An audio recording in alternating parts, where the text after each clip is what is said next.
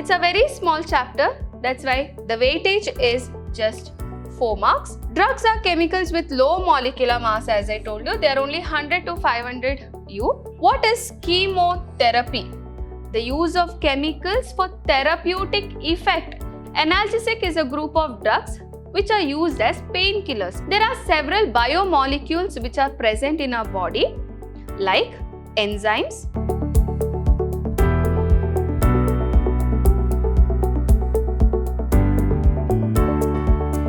hello my dear students, welcome back. Today I am going to start with a new chapter, Chemistry in Everyday Life. What is that you are going to study in this chapter? We will be studying about some of the drugs which is used as medicine. We are also going to study about some of the chemicals which we use in food, and also we are going to study about some of the detergents or soaps. So there are some chemicals, there are very few chemicals which we are using every day that we are going to study in this chapter. Before I go into the details, we shall look into the blueprint or the weightage of this chapter. Here it's a very small chapter, that's why the weightage is just 4 marks. You can expect 2 questions in part B carrying 2 marks each. So what is drugs?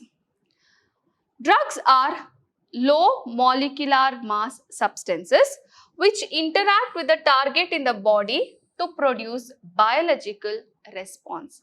Their molecular mass is less, but as we take the drugs, they will go and attack a particular target in our body and gets a biological response. For example, if you take a medicine, that is paracetamol, when you have fever, fever will reduce, isn't it? So that is the biological response which you are getting when you are taking the drug, isn't it? So drugs are chemicals with low molecular mass, as I told you. They are only 100 to 500 U. The molecular mass is very less and they interact with a particular target, okay, a macromolecular target, and produce biological response. When the biological response is therapeutic and useful, the same drugs we call them as medicines. What is it? Only when these chemicals are having a therapeutic, effect, or they are very useful, their response is useful for us, then we call it as medicines. Otherwise, same drugs, if you take in overdose, they can become even poisons. Okay. So what is chemotherapy? The use of chemicals for therapeutic effect, we call it as chemotherapy. What is it? The use of chemicals for therapeutic effect is called as chemotherapy. Now the drugs are classified into different types. Okay. So on the basis of pharmacological effect, you have the first classification. Second, on the basis of drug action. Third, on the basis of chemical structure. And the fourth one on the basis of molecular targets. So there are 4 different types of drugs which we can see. So we'll see the first one. The drugs which is classified on the basis of pharmacological effect. Now what is this pharmacological effect? Now for example, if you take an analgesic, okay, analgesic is a group of drugs which are used as painkillers. It will reduce the pain, okay, then that type of a drug we call it as analgesic. Antipyretic, if I tell, these are the drugs which can reduce the temperature or fever, then we call it as antipyretic. Or I can tell antacids. Antacids are those medicines which is used during, gastritis or ulcer in stomach. Okay, so they are all called as antacids. So there's a group of drugs, or you can group it together based on what is their effect which we can see. Okay, so that is the first classification. Second is on the basis of drug action. That is, here it is based on the action of drug on a particular biochemical process. For example, if we have an allergic reaction, okay, we take antihistamines. Any antihistamines which is there for a particular allergy, they can give. So what happens, Antihistamines are those which reduces the inflammation in the body. So a particular biochemical process it is going to target. There was inflammation in the body which got reduced. So such drugs we call it as the drugs which is classified based on their action. Next is on the basis of chemical structure. The drugs can also be classified on the chemical structure of the drug itself. Okay, that is, here you can see sulfonamides. Okay, all which contain sulfonamide group in the drug, then they are grouped as sulfonamide drugs. Okay, it is based on the chemical structure of the drug itself, not on their action or pharmacological effect, etc. Based on the chemical structure of the drug, it can be classified. Okay, the last one is on the basis of molecular targets. That is, whether it is targeting the carbohydrates or the lipids or whether the proteins or the nucleic acids. Based on where it is going and targeting, the drug is acting on what substance. Based on that, we have the fourth classification, that is on the basis of molecular targets. Okay, so these are the 4 different ways of classification of the drugs. Next is about the drug target interaction.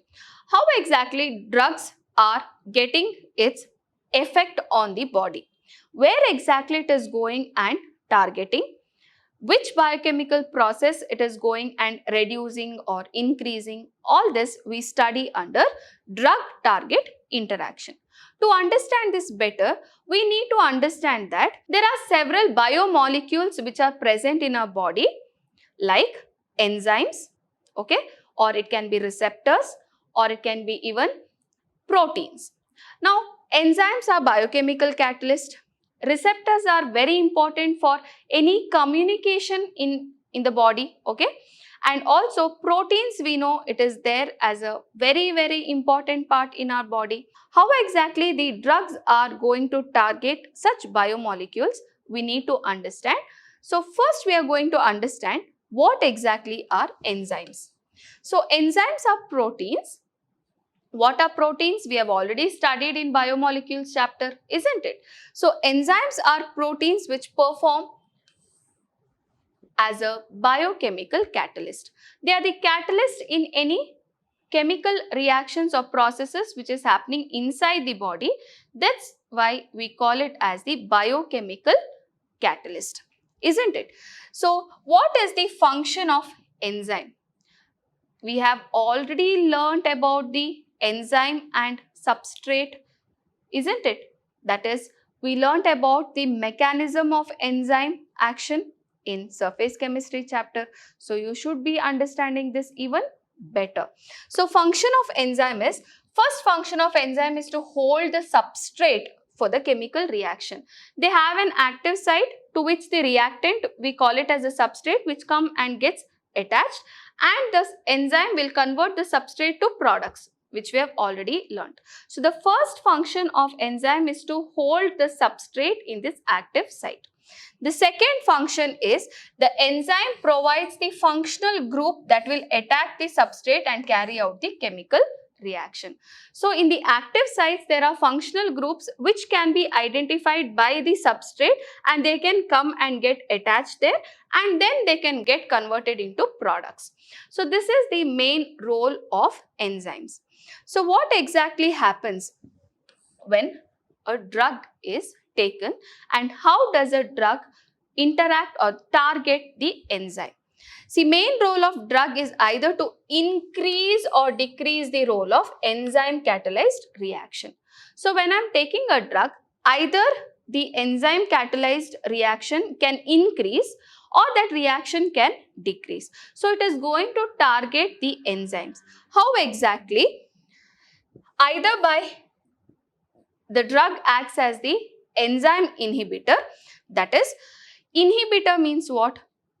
Something which is inhibiting or stopping the enzyme from its action. isn't it? So drugs basically will behave like inhibitors. And how do they behave like inhibitors? How do they exactly stop the enzyme from acting as a catalyst for a biochemical process?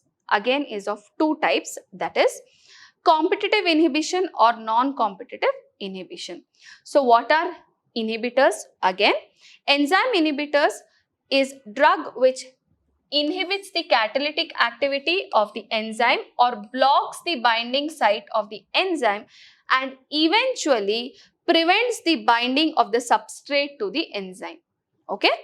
Drug can inhibit the attachment of the substrate to the active site by the following ways, that is competitive inhibition and non-competitive inhibition. So we'll understand what exactly is competitive inhibition.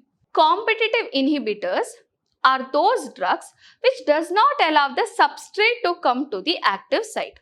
Now for example, this is my enzyme, okay, and this is the active site of the enzyme where the substrate has to come, get attached, and the substrate will get converted into the product. But when the drug is taken, what exactly happens? The drug will come and get attached on the active site. See, you can see the drug has come and get occupied the active site of the enzyme. The substrate cannot come and attack or attach itself to the enzyme's active site because the drug which is acting as an inhibitor has occupied the space. So here there's a competition between the drug and the substrate. That's the reason we call it as the competitive inhibition. What is the meaning of non-competitive inhibition? Now in an enzyme, there is a site which is called as the allosteric site. Okay. Now the drugs do not bind to the enzyme's active site, but the drugs will come and attach itself to the allosteric site and changes the shape of the active site. You can see here, once the inhibitor has attached, the active site shape has completely changed, and now the substrate, what is there?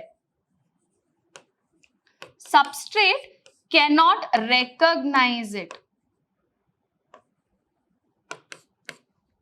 So what is happening?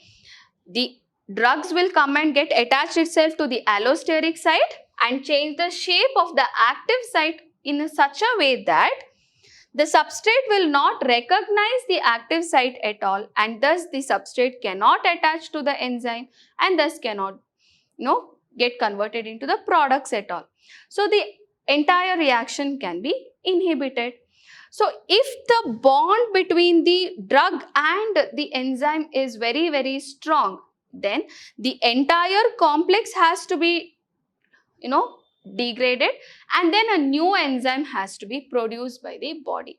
So the drugs can act in this way, then we call it as non-competitive inhibition.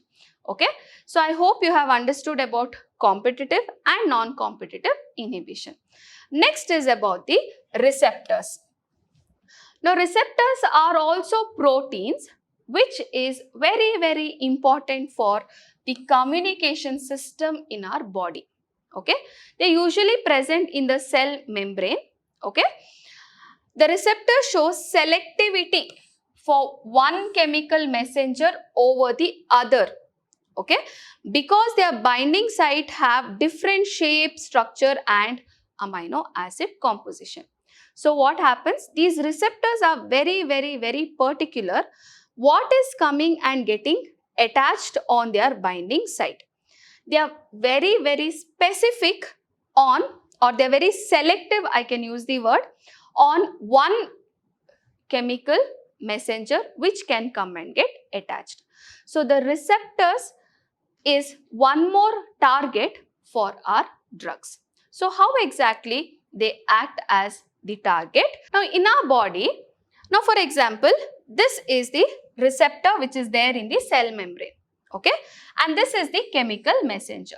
The chemical messenger, when it gets attached on the binding site of the receptor, what happens? It is understood that there is a message which is conveyed into the cell. Okay, the chemical messenger will not enter the cell, but the message is converted into the cell. So they have a particular very specific binding site to which the chemical messenger can get attached. Okay, so what happens here is, see, when the chemical messenger has got attached here on the binding site, the message is received or it is conveyed. Okay, but when the binding site is free, now the messenger has moved, then the binding site regains its shape. So here the shape has changed. Once before the messenger is there, it was like this. After the messenger has got attached, the shape changes, and again the shape is back once it is left behind. Now the drugs, when you are adding, can come and block these sites and act as their targets, or the drugs can target the receptors and will not allow the message to go into any cell. Okay, so this is how the drug can target using the receptors. Next is about the antagonist and agonist. Now, what is the meaning of antagonist? The drug that binds to the receptor site and inhibits its natural function is called as antagonist. Now, the drug will go and get attached onto the binding site and will not allow, or it will block the original chemical messenger to come and get attached, and thus the natural process is inhibited because the drug has got binded to the receptor site. Okay, such drugs we call it as the antagonist drug. Here, these are useful when blocking the message is required. So you want the message to be blocked. Okay, you don't want that process to happen. You want to stop that particular process. The message has to be stopped. Then such drugs can be used. The other type of drug is agonist drug, the drug that mimics the natural messenger. Okay, the drug just will mimic, or it will be just like the natural messenger or the chemical messenger which is naturally present in our body. So what happens? These drugs will go and get attached on the receptor and allows the process to happen naturally. Okay, then such drugs we call it as agonist. So these drugs are useful when there is a lack of natural chemical messengers. So the body is not able to produce the natural chemical messengers, and thus the process is not happening. At that point of time, we can take a drug which will mimic the natural chemical messenger and allows the process to happen. Thus, such drugs we call it as agonist drugs, and antagonist drugs, they will block the receptor site and not allow the process to happen, and thus it will be useful for us. So there are two types of drugs which we can use. Okay, so I hope you have understood. Next class, we'll be learning about the therapeutic action of different classes of drugs and also about the chemicals which we are using in food. So thank you, my dear children. Stay tuned, stay focused.